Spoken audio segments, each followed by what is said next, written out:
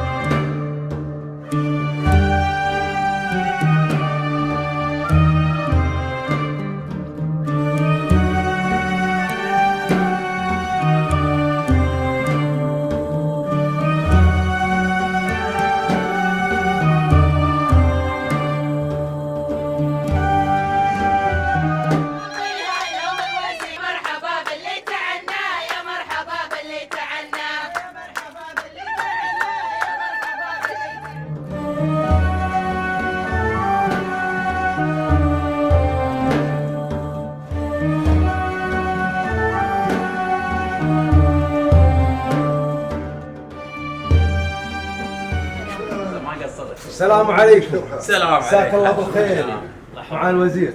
الله يسلمك. كثر الله خيرك على استقبال الطيب. يا مرحبا، ترحيبتك كلها بالمبهار واعداد ما دعدع نسيم البرادي، ونقول مرحبا مليون وان زاد لا باس وحضور يستاهل الترحيب واكثر. عسى الله يحفظكم. اليوم الجمعيه الكويتيه للتراث تشارك بقسم من اقسامه وهو قسم تراثي تاريخي ديوانيه نذير معركه الجهراء الذي أنذر وأكد للشيخ سالم بن مبارك رحمة الله عليه بقدوم جيش الإخوان للكويت، ولولا النذارة لما كانت هناك استعدادات وتجهيزات لتصدي العدو، والحمد لله على نعمة الأمن والأمان بظل حضرة صاحب السمو الشيخ مشعل أحمد الجابر الصباح حفظه الله ورعاه.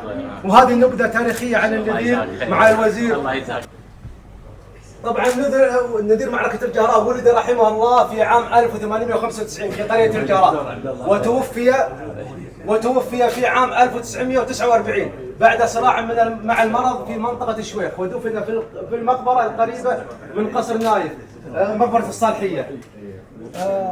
ودفن ولقبه أمير الكويت الراحل الشيخ سالم بن مبارك بلقب النذير، لأنه هو من أنذر وأخبر وأكد قبل المعركة للشيخ سالم بحشد جيش الإخوان القادم لغزو الكويت. عاصر حكام الكويت وأفنى حياته معهم وفي خدمة وطنه. شارك في العديد من معارك الكويت، ومنها معركة الرقعي في عام 1928 والتي استخدمت فيها السيارات لأول مرة في تاريخ الحروب في الكويت. بدأ حياته مع الشيخ مبارك بن الصباح وملازم للشيخ سالم بن مبارك، وبعد وفاة الشيخ سالم لازم الشيخ أحمد الجابر الصباح حتى توفاه الله في عام 1949.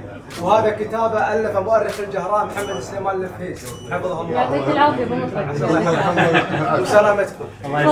سامحونا على الإطالة. الله خيرك. هذه النسخ طالعة. إذا تبي احنا نجيب. الله يطول لي عمرك. ترى مهم ان عندكم في ناس يمكن الدكتور ولا تقرا شوي كذا هو يقول له الله يحفظه ويبارك فيه. الله يطول. هذا اللي حفظ تاريخ الكويت. الله يحفظه. جبارة في مركزه.